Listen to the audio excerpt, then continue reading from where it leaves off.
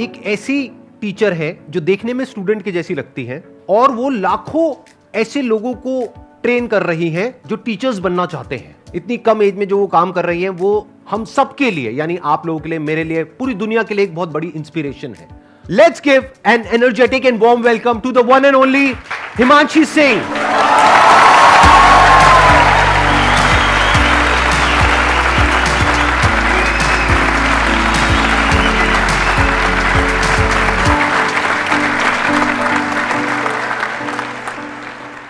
आपने 6 साल पहले अपना YouTube चैनल शुरू किया था लेट्स लर्न के नाम से।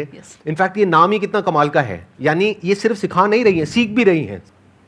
इनके लाखों सब्सक्राइबर्स हैं और करोड़ों व्यूज हैं इनके चैनल पे, यानी कि लाखों लोग इनको देख करके टीचर्स बन गए हैं।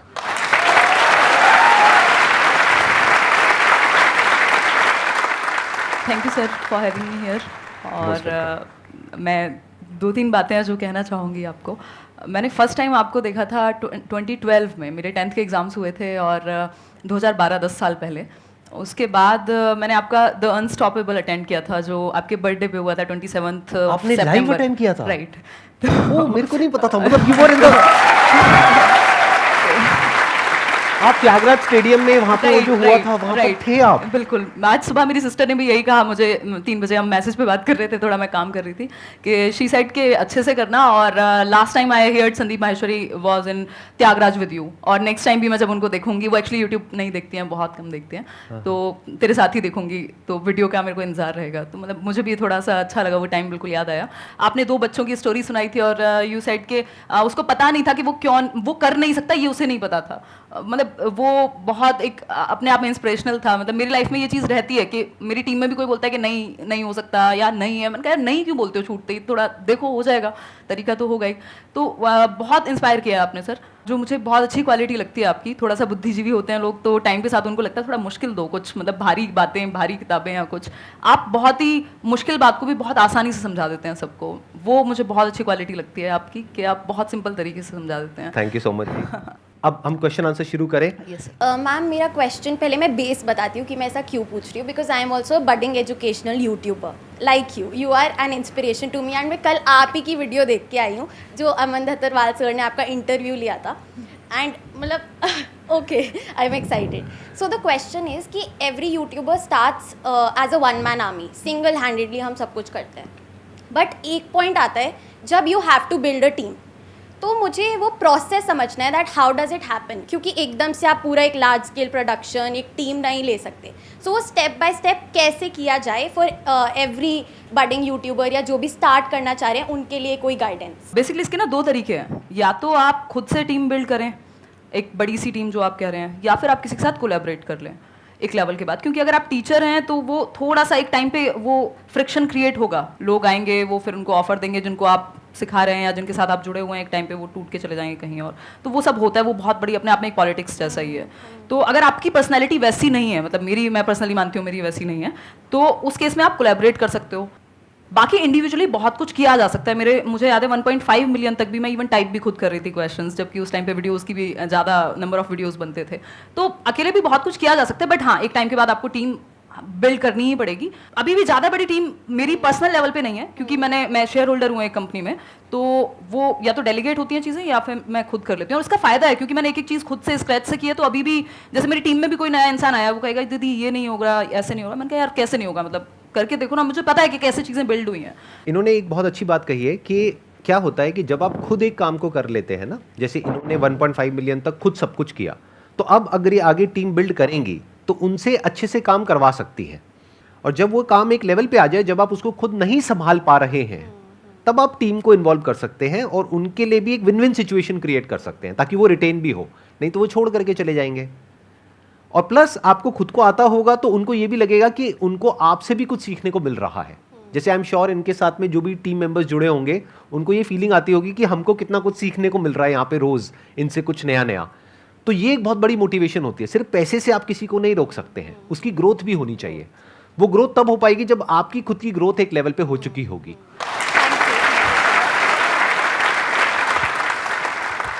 सर मैं एक डिफेंस एस्पिरेंट हूँ और मैं सीडीएस टारगेट कर रहा हूँ। तो सर प्रॉब्लम है कि अब सीडीएस मैं टारगेट कर रहा हूँ तो 2 केसेस हो सकते हैं, या तो एग्ज़ाम क्लियर होगा या फिर नहीं होगा? अगर नहीं होता है तो मैं बैकअप रखता हूँ, जैसे दिल्ली पुलिस सब इंस्पेक्टर या कोई भी गवर्नमेंट जॉब। तो मैम अब मैं क्या करूँ? या तो CDSE सिर्फ टारगेट करूँ एक एग्ज़ाम, या फिर सारे में एग्जाम्स टारगेट करता चलूँ कि नहीं दिल्ली पुलिस भी देखूंगा, मैं CGL भी देखूंगा, तो क्या करना चाहिए मुझे? इसके दो तरीके हो सकते हैं। एक तो ये हो सकता है कि आप जो कॉमन सब्जेक्ट्स होंगे, ये जैसे रीजनिंग है, मैथ्स है, ये हर जगह पे आते हैं, बिल्कुल है। तो वो तो आपके एक ही जगह से तैयार हो जाएंगे। अगर आप CDS की भी, सिर्फ CDS की भी तैयारी कर रहे हैं, तब भी वो हो जाएंगे कवर। कुछ चीज़ें अलग होंगी। तो मुझे लगता है कि अगर आपके जो कॉमन सब्जेक्ट्स हैं उनको आप पैरेलली प्रिपेयर कर रहे हैं, और एक टाइम के बाद आपको लगता है पहले आप CDS पे ही फोकस रखिए, उसके बाद आपको लगता है कि CDS एक लेवल का तैयार है, तो जो बाकी एग्जाम्स भी, क्योंकि ऐसा नहीं है ना, हमारे हाथ में नहीं है कंट्रोल कि कब आएगा एग्जाम कौन सा, तो हम फिल तो सारे ही करेंगे, एटलीस्ट जो सेम कैटेगरी में हैं, आसपास के हैं। तो उस केस में जब आपने जो कॉमन सब्जेक्ट्स हैं वो पढ़ लिए होंगे, जो आपका मेन एग्जाम है, जो आपका प्लान है, जैसा कि आप कह रहे हैं, और उसके बाद जो बाकी बचे हुए कुछ सब्जेक्ट्स ही होंगे, थोड़ा बहुत ही चेंज होता है, वो आप जब वो एग्जाम आने वाला हो उस दौरान तैयार कर सकते हैं। तो दोनों चीजें हो जाएंगी। बट एक टाइम पे मतलब एटलीस्ट 6 महीने 3 महीने तो आप एक एग्जाम को प्रॉपर दीजिए, ताकि एक लेवल आपका तैयार हो जाए कॉमन सब्जेक्ट्स का। बिल्कुल मैम। और सर सेकंड केस हो सकता है कि मैं क्लियर कर लूँ, तो देन सर मुझे SSB के लिए जाना होगा। SSB सर अब एक साइकोलॉजी टेस्ट होता है, पर्सनल टेस्ट।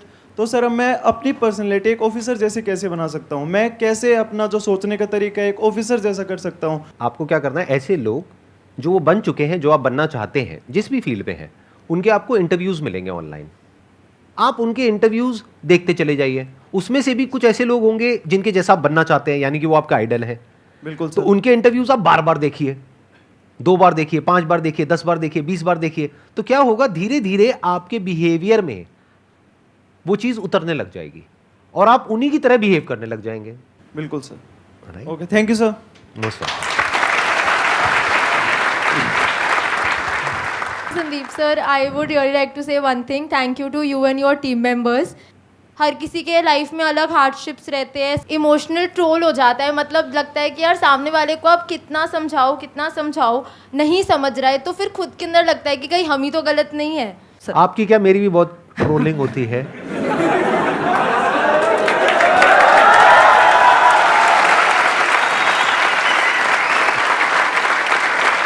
मेरा सिंपल सा इसमें आंसर ये है, लाइफ में हमसे गलती हो जाती है तो हाथ जोड़ करके सामने वाले से माफ़ी मांगो।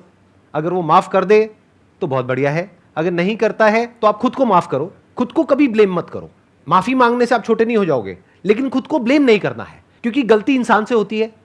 हो गई आपसे गलती, यानी आपने कुछ करने की कोशिश करी और लोग आपको उल्टा बोल रहे हैं, तो आपको क्या करना है, ऐसे में आप कुछ मत बोलो किसी को भी, अपने काम को बोलने दो। अगर आपकी नीयत साफ है और आप अपने काम पे फोकस करते हो, और एक दिन ऐसा आता है जब आपका काम बोलने लग जाता है, तो अपने आप ही वो लोग जो आपको उल्टा बोल रहे हैं वो बोलना बंद कर देंगे। वो कब तक बोलेंगे? कभी तो सच सामने आएगा ना। एकदम। Thank you sir, thank you ma'am, thank you.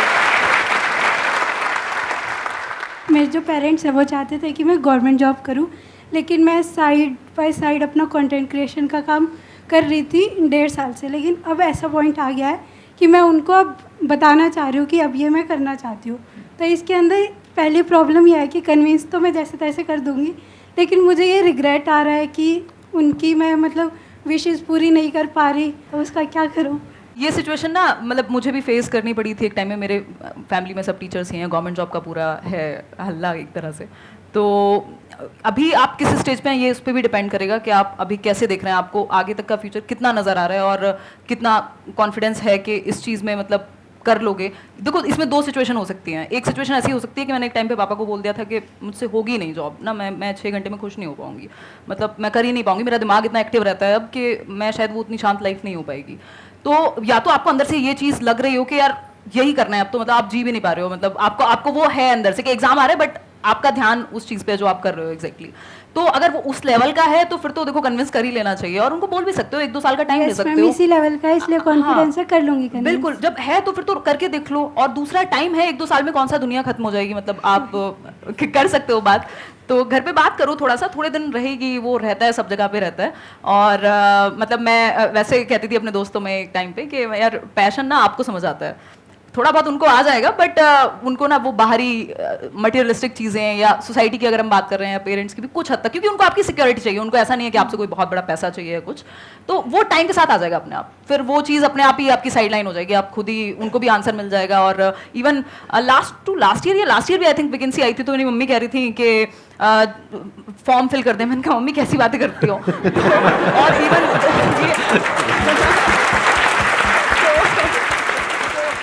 और मैं आपको एक चीज और बता देता हूँ जो आप में से बहुत सारे लोगों को पता नहीं होगी, लेकिन मेरे को पता है। यहाँ पर कोई गेस्ट आते हैं तो मैं पूरी रिसर्च करता हूँ उनके ऊपर। तो मैंने आपका एक दूसरा चैनल भी देखा है, एक तो आपका लेट्स लर्न वाला है, एक आपका व्लॉग्स वाला चैनल है। तो मैंने व्लॉग्स वाले चैनल में देखा अभी रिसेंटली आपने ऑडी परचेज करी है, if I am not wrong, उसके बाद भी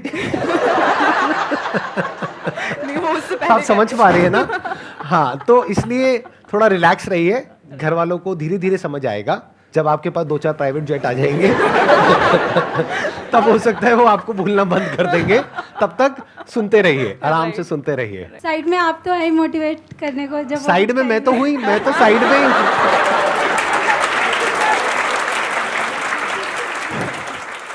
hello sir. Hello ma'am. Ma'am first of all आप बहुत क्यूट हो रियलिटी में। थैंक यू मैम एक्चुअली मेरा सीटेट से कोई लेना देना नहीं है, मेरा कुछ नहीं, मैं सिविल सर्विस एस्पिरेंट हूँ और एलएलबी कर रहा हूँ साथ में, बट स्टिल मैं आपकी सारी वीडियोस देखता हूँ, संडे वार्ता से लेके व्लॉग्स वगैरह सब, मैम बहुत इंस्पिरेशन लगता है। मैम एक्चुअली मेरा क्वेश्चन ये था कि मैं सिविल सर्विस की प्रिपरेशन कर रहा हूँ, फर्स्ट अटैम्प्ट दे भी चुका हूँ बट नहीं हुआ था क्लियर, फिर साथ में मैंने एलएलबी ले लिया DU से, तो मेरे को लगा था कि मतलब बिजी रहना है, अपने आप को बिजी रखना है, नॉलेज गेन करनी है, तो मैंने इतनी चीज़ें मतलब ऐसे वो कर लिया, एक रायता फैला, ऐसे कह सकते हैं रायता सा फैल गया है, बट अब वो फोकस नहीं हो पाता है, वही इंस्टाग्राम पे रील स्क्रॉल कर रहे हैं। बेसिकली अगर वो मोटिवेशन कहा भी जाता है, जैसे मैं एजुकेशनल साइकोलॉजी भी डिस्कस करती हूँ कि नीड से आता है, तो अगर आपकी नीड वो वाली सच में बड़ी है तो आप तरीके ढूंढ लेंगे, वो मैनेज कर लेंगे। मतलब ऐसा नहीं है कि नहीं हो सकता है या किया नहीं है लोगों ने। मेरे खुद के कुछ फ्रेंड्स हैं जिन लोगों ने सेम जो आप बता रहे हैं वही सिनेरियो रहा है, हालांकि इंडिविजुअल डिफरेंसेस हैं, कंपेयर नहीं कर सकते, बट ऐसा नहीं है कि नहीं किया जा सकता। अगर आपकी वो नीड बहुत बड़ी है तो आप वेज ढूंढ लेंगे, और रील से तो वैसे भी कोई भला होने वाला है नहीं आपका।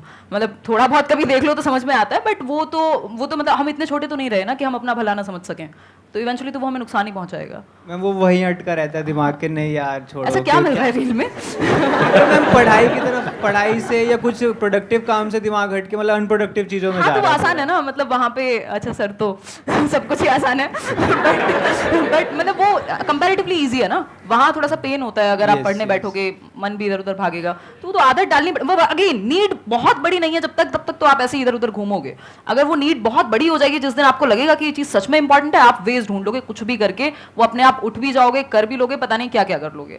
तो सारा खेल वही है, अगर सच में अंदर से उतनी उस लेवल की नीड ही नहीं है तो फिर खुद को भी धोखा मत दो और आसपास वालों को भी। मतलब सारा खेल उसी का है कि आप सच में कितना चाहते हो। Thank you ma'am, thank you.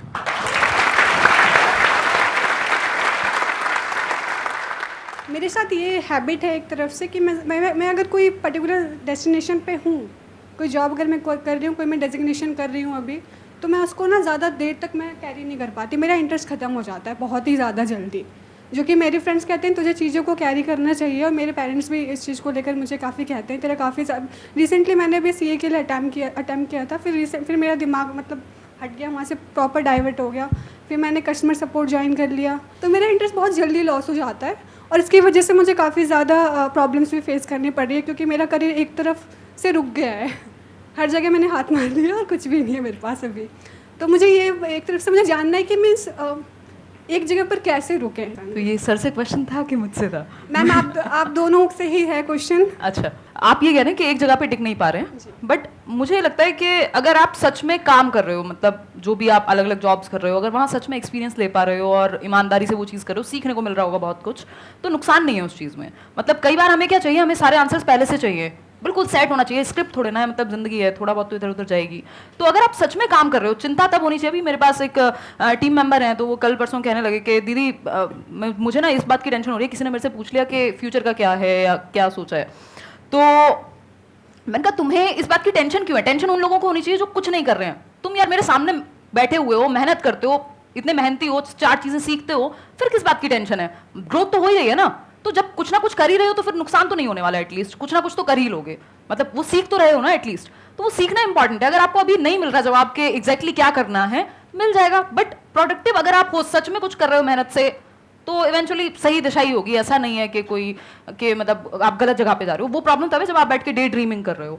Until unless आप काम कर रहे हो तो फिर तो कुछ ना कुछ तो सीख ही रहे हो।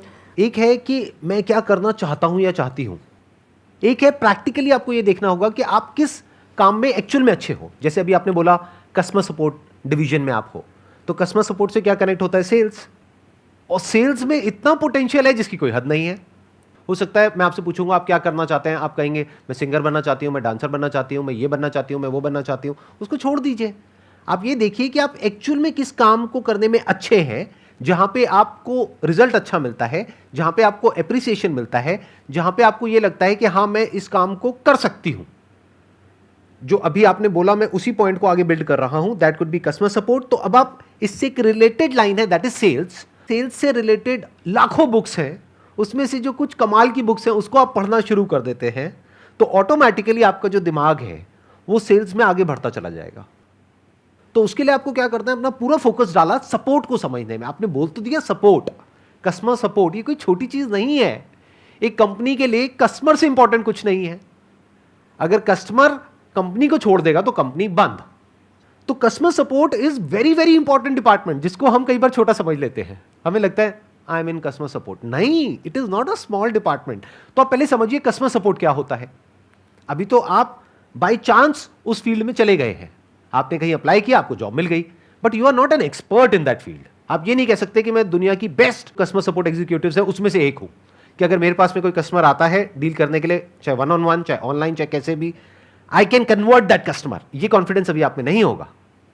तो अगर ये कॉन्फिडेंस आप डेवलप कर पाए, अपनी स्किल्स को अपग्रेड कर पाए, सीख पाए और अपने आप को ऐसा बना पाए कि जो कंपनीज हैं वो आपको रिक्रूट करना चाहें based upon results.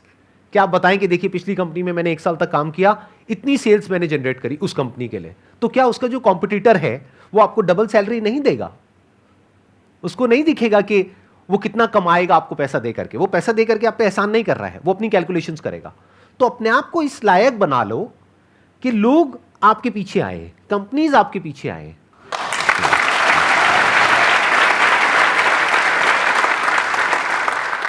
Ma'am, as you said that you used to live near a village type area and you started at a very young age. Right. So I want you to share the both supportive and unsupportive sides of the society. जो आपका ये question है कि supportive और unsupportive, जैसे ही हम जो traditional ways नहीं हैं, जो थोड़ा सा हटके हैं, आउट ऑफ द बॉक्स चीज़ें हैं या अभी उतना कॉमन नहीं है, उन चीज़ों में जाते हैं तो कई बार लोगों को समझ ही नहीं आता। इवन मैं अभी कुछ टाइम पहले अपनी नानी से मिलने गई थी, तो वो 90+ ईयर्स की हैं, तो मुझे पता नहीं कितना टाइम लगा उनको समझाने में कि मैं क्या करती हूँ, और उनको कितना ही समझ आया होगा अभी भी मुझे पता नहीं है।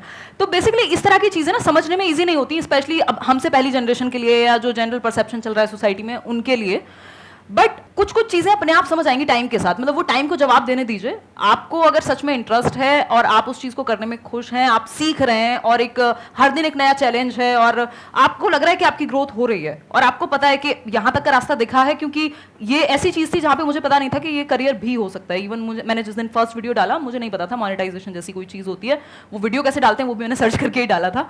तो उस केस में वो आप जहाँ तक का रास्ता दिख रहा है उतना एटलीस्ट उस चीज़ पे फोकस करो और देखो आपकी फील्ड में कुछ लोग अगर हैं, तो अब तो है ही एटलीस्ट इस तरह की चीज़ों में, तो आप उनको देख के भी सीख सकते हो कि क्या अपर लिमिट है या फिर मतलब किस तरह से आप चीज़ें करोगे।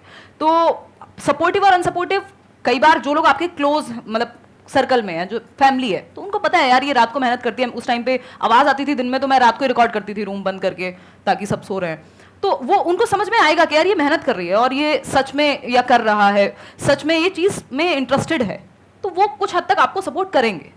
दूसरी चीज़ ना सपोर्ट करने की रही, तो आपको सबका सपोर्ट फर्स्ट डे या डे 1 पे क्यों चाहिए? मतलब जरूरी नहीं ना, ज़्यादा लोग नहीं चाहिए होते, 1-2 लोग भी अगर आपको लगता है कि समझ रहे हैं तो ठीक है, उतना इनफ है। आप करते जाइए, ज़्यादा समझाने की कोशिश मत कीजिए सबको, उसमें आप ही कंफ्यूज होंगे और परेशान भी होंगे जब लोग सपोर्ट नहीं करेंगे। तो मेरे साथ भी वही हुआ है कि मैंने एट टाइम्स, जहाँ पे मेरी बुक आई 2019 में फर्स्ट बुक, तो मेरे फादर बहुत खुश हुए और अभी तो वो नहीं है इस दुनिया में, बट वो सच में बहुत खुश हुए क्योंकि बुक उनको समझ में आसानी से आती थी। बुक मतलब सबको पता है कि भाई बुक लिखनी होती है, मेहनत होती है, ये वो, तो उनको वो चीज़ बहुत अच्छे से समझ में आई, उन्होंने और बहुत अच्छे से सपोर्ट किया। उससे पहले शायद उनको लगता होगा कि यार ठीक है टाइम पास के लिए मान लो, या फिर चलो इसकी कम्युनिकेशन स्किल्स डेवलप हो रही है, मेरे भाई ने कभी दिखा दिया उनको वीडियो। तो वो सपोर्टिव अनसपोर्टिव दोनों चीज़ें रहेंगी, बट आपको फोकस काम पे ही रखना है।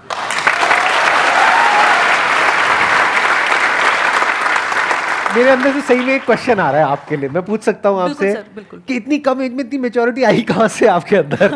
मतलब इतनी कम एज में जो आप बातें कर रहे हो, आई एम श्योर आप लोग भी फील कर रहे होंगे कि जो इनके आंसर्स हैं उसमें जो डेप्थ है, जिस लेवल की इनकी मेच्योरिटी है, बहुत कुछ मेरे को आपसे सीखने को मिल रहा है, सीरियसली, जेन्युइनली। तो ये कहाँ से आई इतनी कम एज में इतनी मेच्योरिटी आपके अंदर? मुझे लगता है कि वो जो मेरे फॉर्मेटिव ईयर्स थे, ऑलमोस्ट 13-14 ईयर्स जो मैं गांव में थी, फिर टीचर्स की फैमिली है, तो बचपन से वो देखा है वैल्यू कि पैसा कमाए चलेगा, बट वो वैल्यूज़, सच बोलना, या मतलब ये सब चीज़ें कॉमन रही हैं आसपास। मैं देखती थी गांव में मेरे जो मामा जी हैं, उनके पास लोग आ रहे हैं, वो सलाह लेने आ रहे हैं कि मास्टर जी से पूछते हैं क्या करते हैं, या फिर कुछ भी इस तरह का। और ऑनेस्टी से लोग, हर चीज़ पे ऐसा नहीं होता कि यार मेरे को इससे कुछ चाहिए। अभी मैं देखती हूँ यहाँ दिल्ली में बहुत होता है ये चीज़ कि कोई भी आपके सामने बैठा है तो दैट मीन्स पहले, अब तो मुझे शक्ल देखते ही मन करता है पूछ लूं क्या चाहिए भाई, बता दे। इनडायरेक्टली मत घुमा। तो वो एक वो जो एक प्योरिटी है, वो चीज़ वहाँ से आई। फिर फादर भी हमेशा उसी तरह की बात, फैमिली बहुत ज्यादा मैटर करती है मतलब इस चीज में मेरे ये। और दूसरा जो एक्सपीरियंसेस रहे हैं अलग अलग तरह के, क्या ये जो आपने स्क्रैच से अपना ये शुरू किया और अपना ये पाथ बनाया और 6 साल में जो कुछ भी किया, उसने भी एक बहुत बड़ा रोल प्ले किया होगा सर? उसने क्योंकि वहाँ पे आपने ये बहुत कुछ सीखा होगा वहाँ बिल्कुल से। सर, बिल्कुल ये बात आप सही कह रहे हैं कि मतलब मैं अभी एक टेड टॉक भी हुई थी तो मैं वही कह रही थी, टाइटल था कि why not to become a millionaire, and I am saying this after becoming a millionaire myself. तो मैंने ये कहा था कि आप मिलियनेयर इसलिए मत बनिए, पैसे में प्रॉब्लम नहीं है, आप भी कहते हैं, ये मैंने आपके सेशंस में भी देखा है कि पैसे में प्रॉब्लम नहीं है, आप पैसे को यूज कीजिए, जो करना है करिए, खुश रहिए, उसको एंजॉय करिए, बट इसलिए मिलियनेयर मत बनिए क्योंकि सबने कहा है कि हसल करनी होती है, पैसा बहुत अच्छी चीज है और पता नहीं ये हो जाएगा, उसके बिना आप प्रूव नहीं कर पाएंगे, उसके बिना आप इंसान ही नहीं है, मतलब आप काम के ही नहीं है अगर आप पैसा नहीं कमा रहे, आप अच्छी पोस्ट पे नहीं है, आपकी लोग मतलब वाहवाही नहीं हो रही है सोशली, इसलिए पैसा मत कमाइए। पैसा इसलिए कमाइए या फिर कुछ भी करिए इसलिए करिए क्योंकि आप वहां तक पहुंचते पहुंचते जो बन जाएंगे वो इतनी वैल्यूएबल चीज है, आपकी डिसीजन मेकिंग, आपकी रिस्क टेकिंग। बेसिकली आप बिजनेस या कोई भी काम जब रिस्क टेकिंग, मतलब जो भी ऐसा काम है जो थोड़ा सा पाथ से हटके है, जो नॉर्मल ट्रेडिशन से हटके है, वहां पे आप लाइफ सीखते हैं। मतलब बिजनेस क्या है, लाइफ के जैसा है, जो मुझे समझ में आया है, या कोई भी नया काम जिसमें इम्परमानेंस है, कभी भी खत्म हो सकता है, लाइफ भी कभी भी खत्म हो सकती है। दूसरा, रिस्क लेना ही पड़ेगा आपको, आपकी जो स्टेबिलिटी है, मतलब जैसे लाइफ चलती है वैसे ही कुछ भी आप नया करते हैं तो वो वैसा ही है, आप जिंदगी सीख रहे हैं, अगर आप काम सीख रहे हैं, कुछ भी काम कर रहे हैं, तो वो बहुत कुछ सिखाया है मुझे। तो इसलिए मतलब पैसा कमाइए या अच्छा काम करिए, कुछ भी करिए, इसलिए कि आप वो जो बन जाएंगे वहां तक पहुंचते पहुंचते, वो उसकी वैल्यू मतलब पैसे में तो नहीं रहेगी एटलीस्ट। तो दैट्स व्हाट आई फील।